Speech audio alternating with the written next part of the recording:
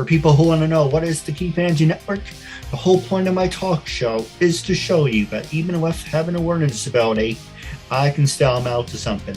And at the same time, I'm able to turn myself into an example for people out there dealing with any types of learning disabilities and disabilities to never give up and prove people wrong. Prove to them that labels do not dictate who you are and who you're going to be. To prove them, you can still amount to something.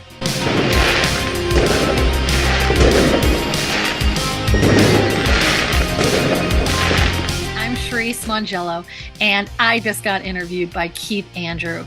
Check out the episode at Keith Andrew Network, and it's packed with so much information, 20 years of filmmaking experience, all condensed into one little hour, and you're going to learn so much. But Keith Andrew's network is amazing. Totally recommend working with him. Ladies and gentlemen, welcome back to the Keith Andrew Network for this episode 1029. That's right, 1029. And here's a good friend of mine. She was on the show before. You can watch her episode on season 4, episode 351. We're doing a before and after, and so this is part 2. So that being said, I will explain that in a couple of minutes, but the one thing that caught my interest that I should have said in the first time we did it, but I had to get out of my own way. I'm looking at your profile and it says transforming Hollywood dreams into reality, 20 plus years of saving producers money, passionate about teaching filmmakers, and building long-lasting connections. Obviously, I fall in that category. And the last part you said, let me share my Hollywood experience with you. So my question I want to ask you for our audience, what do you mean? Okay, so basically, I script supervise, I produce, I've acted in things. I was lucky enough to fairly early in my career be able to meet my mentor, Jim Kelly Durgan, who has taught thousands of people, mainly women, how to script supervise. I don't want to say mainly women, but it seems to be in the union, there's mostly women. So, and that's a whole nother thing. Like what happened was they didn't have enough minorities in the film industry. So they took jobs that they thought they could do, and women were considered a minority in the film industry. They should still be, but anyway, behind the scenes. But we are creeping in more and more. So, but so a majority of women got into script supervising. And actually, I remember one time my mentor, a guy, said, "How come there's not very many male script supervisors?" And he said, "Well, because they become directors right away." And I was like, whoa, because I know a lot of my friends or coworkers that are script supervisors really want to direct and have actually interesting stories. They work with really big directors, so I'm not going to say their name, but one came up at a holiday party and said, "Look, I asked him, she's been this director famous, and he's helped other directors become directors, like get their start and everything."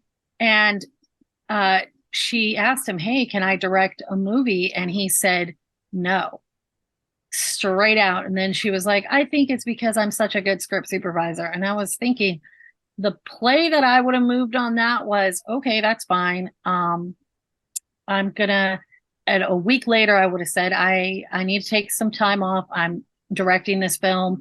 I'll come back when I'm done, and see what he would have done with that, because that's like how you ask for a raise. That's how you, and you have to pull away, because if they really value you that much as something, then they need to show you that. And I'm sure she's paid well, because again, this is one of the biggest people in Hollywood. I mean, everybody knows this person's name. So there's no reason why this lady should not have been getting able to do more of what she wanted to do, you know? So anyways. No, I agree So with you. basically what I took over what he did and I teach other people. So I've taught directors, producers, I've taught a lot of people what I know, sometimes just pieces of it. When you really learn the full understanding of script supervising, my mentor actually taught one of the studio heads that runs a studio right now these techniques. And you really do not know filmmaking until you understand script supervising from this point of view. He was the godfather of script supervising. He literally, all the forms, everything that we use come from him. And what I try to do when I learned from him was to understand why he invented those forms, what those were about, and stuff like that. So, yeah. No, you're right. And you talk about minorities in the beginning. Why isn't there more people with disabilities being shown in the entertainment world? I'm sorry. Can you say that Oh, you again? mentioned minorities in the beginning, but why isn't there more people with disabilities being shown on TV and movies or given opportunities to do producing or any entertainment work? You know what? I'm gonna be honest. Anything, any department, any. You know what is funny? Somebody said, "How did you survive Hollywood as much as you have, and how many films?" I've worked on over 100, like different projects in various capacities, over 100. Sometimes back to back to back to back to back doing a show. So every day working on a show.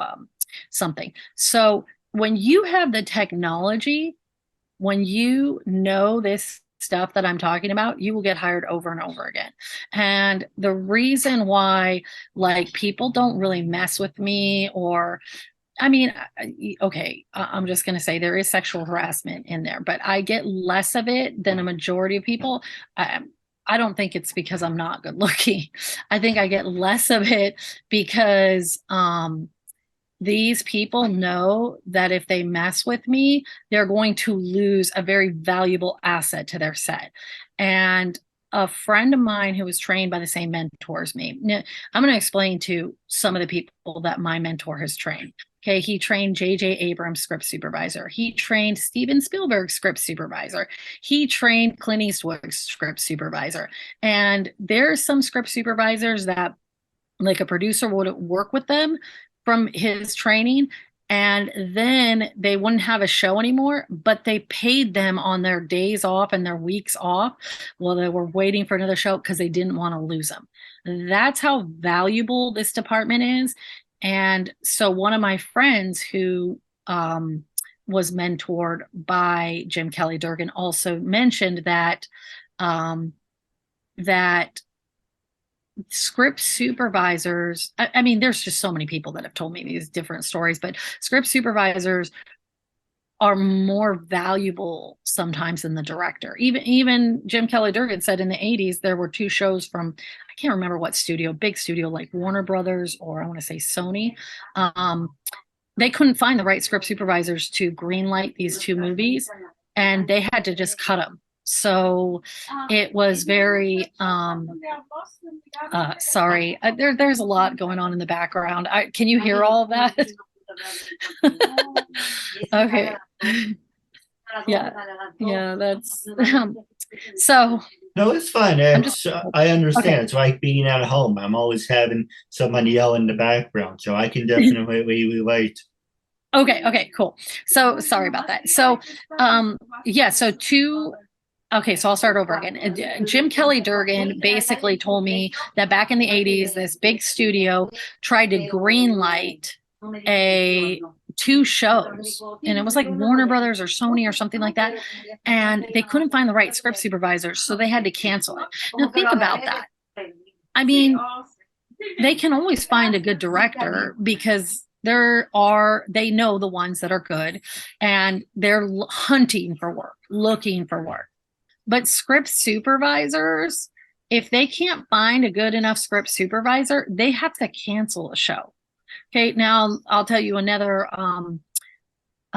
story about script supervisors. My editing teacher, Jack Tucker, yeah, mentor.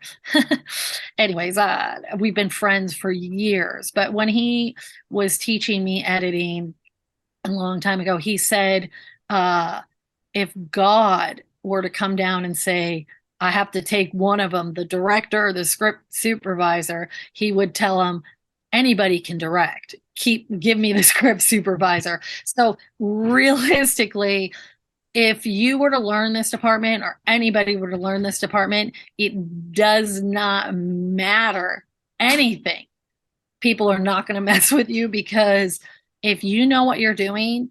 Now, see, this is a problem. When my mentor passed away, there weren't as many that are as trained the way he taught us. So, it's kind of left a hole in the industry. It also, like, I don't just, when I'm on a set, I work with everybody. So I'm also teaching a lot of people how to do their jobs in not a way of like, because I don't know if you've ever been on a set, but everybody is very ego driven. So, and they want to pretend, well, I don't know. It's not that they want to pretend, but they have to look like they know what they're doing because people are getting fired left and right and for stuff that the director is doing. I mean, I knew a camera guy who literally got fired because the director was doing a terrible job, but they have to blame it on someone. So because of that, everybody's like on their like A game, and they don't want to look like they're not knowing what they're doing, or if somebody else does something wrong, they're going to get fired. I mean, it's pretty wild on a set, and I feel like most of that comes from a lack of understanding of how the filmmaking really works. If you understood what a script supervisor did and the whole thing, that's why some directors go on to script supervisors go on to directing and on to producing, because they understand what a script supervisor does. They know how to make films. So another producer that my mentor taught was the one who did the Halloween series. So so there's a lot of people that he mentored and taught that went on even into camera department or sound or producing. And this understanding of filmmaking is something you're not going to get at school. It really isn't. And there's a reason why a large percentage of people that go to film school and pay thousands and thousands of dollars do not get work in the industry, because they essentially they've made like maybe 2 films if they're lucky, or 3 short films. And I've worked on those sets and I've explained to them this, that, and the other thing. Well, my teacher says, I'm like, how many films has your teacher worked on? This is, and they're like, 1. And I'm like, what department? Oh, a PA. The PAs sometimes are running around, driving and picking up donuts for everybody. I mean, not to diminish PAs. I love PAs, but what do they know about filmmaking by buying donuts? Like, let's just get realistic. So what? You worked on a big budget show, but you were a PA. Again, I love PAs. Do not get me wrong. I hire them all the time. They're amazing. And some of them just are incredible. But if we don't know what real filmmaking is, how it gets made, what are the forms? Why is this being edited together? Why is the editor choosing this piece to go into the movie? And why is he cutting out this piece? What is that communicating? How do you make a story with film and a camera? This is not really being taught in film school. Yeah, oh, I know I need this crew member. I know I need wardrobe. Oh, I know that. Oh, maybe I don't need wardrobe. Then come on set and you're like doing a fight scene and the shirt gets ripped and you don't have a second shirt. Hey, maybe we need wardrobe. Or we're doing a dinner eating scene and wine gets thrown on and you don't have a second shirt. Oh, why do we need wardrobe? I remember I was on a set and the director said, oh, let's do a kissing scene. And this girl had like bright red lipstick, even more than me. She kisses the guy because the director says to, and it's smeared all over his face. So makeup has to come and like wash it off. And I mean, I know a lot of guys don't really know this about makeup. Some do now, but a lot of guys don't know that lipstick, once it's smeared on you, it's like a pain in the butt to get off. Like it is the worst thing. So she's spending all this time. He's like, "What's taking so long?" And she's like, "This wasn't in the script. I wasn't even prepared for this." So she had to take off all the makeup, reapply it, and there was still kind of red all over this poor girl's face and his face, this guy's face. And it was like, okay, let's do the kissing again. And then they did again the same thing. And I was like, hey, just so you know, lipstick, it takes forever to take off, and she wasn't aware of it. So, you know, in some ways, I'm a mediator for this, for crew members to even talk to them. And they're like, thank you so much, Charese, for even saying that, because they feel like, so their work is artwork. And they feel like when the director just arbitrarily puts out all these different things, they feel like, oh, my work isn't going to be the level that it could be because of these arbitrary choices, which are great for the piece, but then the director has to give some time and some understanding for what's going on and making up these new creative ideas. So they have to work with the crew. That's what a good director really does, is understand the crew and works with them and knows them. But see, that's why you have to know good filmmaking. You have to know what each department knows, you know, and I don't necessarily know everything that each department knows, but I understand their importance and what they are. I mean, there are some directors you would be surprised that do not care about sound. And the directors of photography that go into directing really don't care about sound. In fact, they hate sound. They think sound is in their way. And sorry, I was lucky enough to meet with this guy right before I came out to Hollywood. He actually would come to my plays. I directed a bunch of plays and stuff, and he loved my directing. He's like, what you do with directing, they can't teach in Hollywood, because you actually work with all the actors on the set, and they're not just sitting there like this. They have a life, they have a movement while the other actors are talking, and they're doing something. And he goes, that is incredible. And he actually worked on over 300 films, Academy Awards, all this stuff. His company, he started this big sound company. His name was Ed Bannon. He was the first guy to invent the cordless mic for Rod Stewart's concerts. He worked on Fatal Attraction. He told me, he was like, Charese, on Fatal Attraction, they were going to can it after the previews because it was so bad. The audience did not like it. He said he changed the sound, and they released the movie, and it was a huge success. So Fatal Attraction, we're talking like a classic everybody talks about, would have been completely canned if this guy hadn't done something for sound. So I wish people understood how important sound was, and I can argue all day long with an independent filmmaker on sound, and I have, and they just believe that the visual is the most important thing. And I can explain to you that if you do not have proper sound in a movie, you will not have an audience. They will leave. And he's told me the research and everything. Like, it's like if they dim the sound like 5% on a movie, you lose the audience. If they dim the picture up to like 80% or maybe 95%, we will still watch the movie. I'll explain to you. There's a scene in American Graffiti, another classic, huge movie, where they literally are in the dark and they have flashlights underneath them, and they're like this, and you can barely see their face. And I'm like, that is the worst DP work I've ever seen. You know, I mean, I'm sure the DP was great, but and that was a choice, and it made you feel some way, which is good. But The sound is so much more important. You're going to keep watching that movie. The minute you can't hear it, or some old person can't, it's like, hey, what did they say, or whatever, they're gone. They don't want to, nobody wants to try to work to hear a movie. They want to know what's going on in the movie. You know, seeing, that's fine. We can kind of watch 95% of it doing some weird stuff. Being in the dark for a little bit is not a big deal. I mean, I wouldn't do the whole movie that way.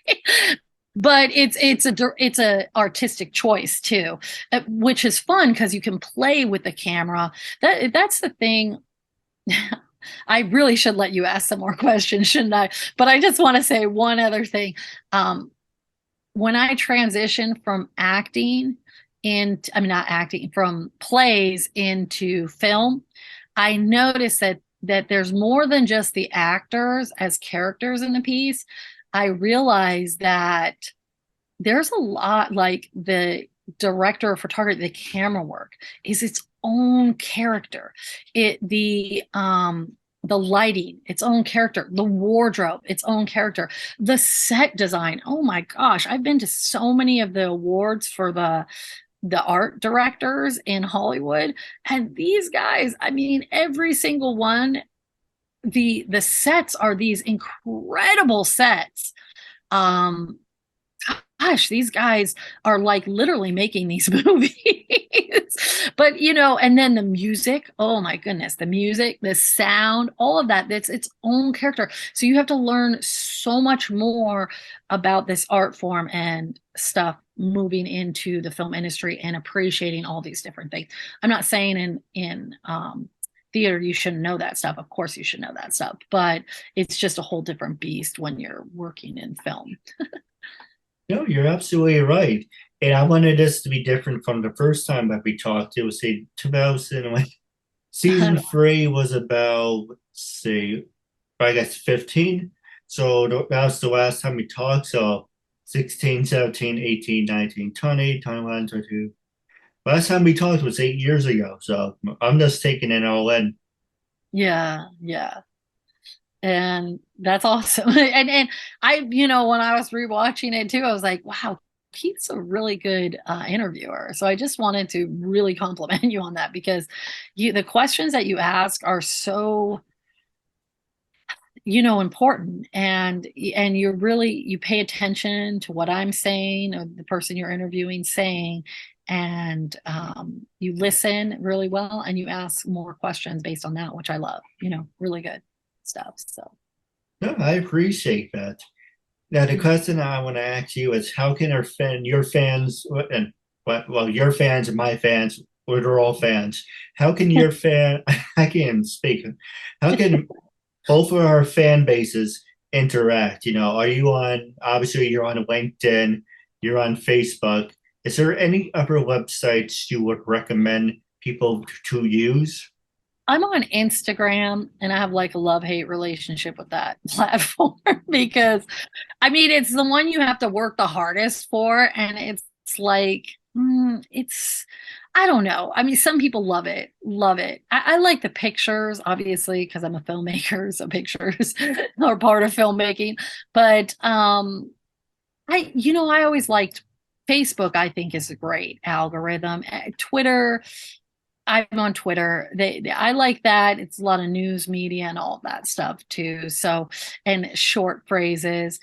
But Facebook is a little more long form talking. You get to share, you get to connect more. I really like Facebook. TikTok is getting a little fun. Obviously YouTube. YouTube's good, but TikTok is fun because it's short videos. So it's a little one up from Instagram, I guess. And I like their algorithms better. But I like Facebook because it really, you have more of an interaction with people. I don't like that they have a max on how many friends you can have. I think that's stupid and silly, but it's not my platform, obviously. But you mentioned TikTok. TikTok. What is your opinion about them banning TikTok? Are they still doing that? Well, the last time I heard anything on the radio, they said they were going to try to ban TikTok. And I Twitter's self-destructing because the guy's an idiot, And not to saying that it might count probably turn off, whatever. Yeah. But he's I don't firing think Twitter's everyone. going. I don't think Twitter's going anywhere. I don't think any of them are going anywhere. Honestly, I don't know how much they can ban TikTok. I mean, they'd be better off if the Chinese are capturing our secret to ban that.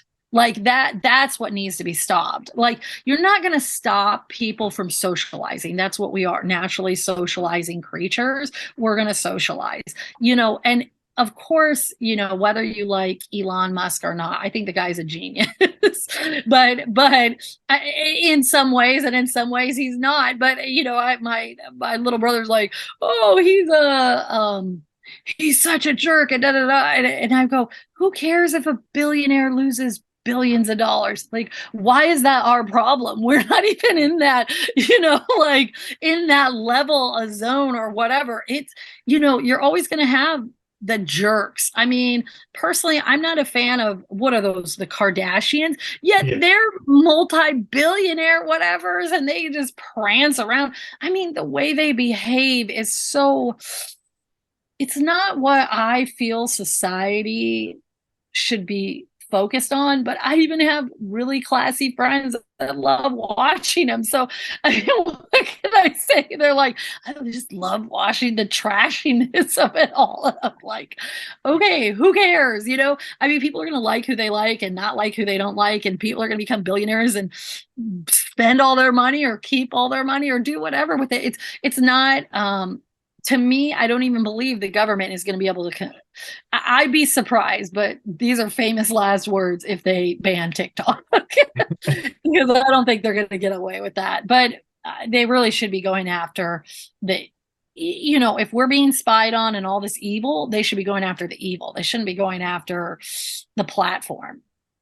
Or they should sell the platform. I don't know, but or do something. But yeah, it's not the platform that is bad. It's what people are doing with the platform.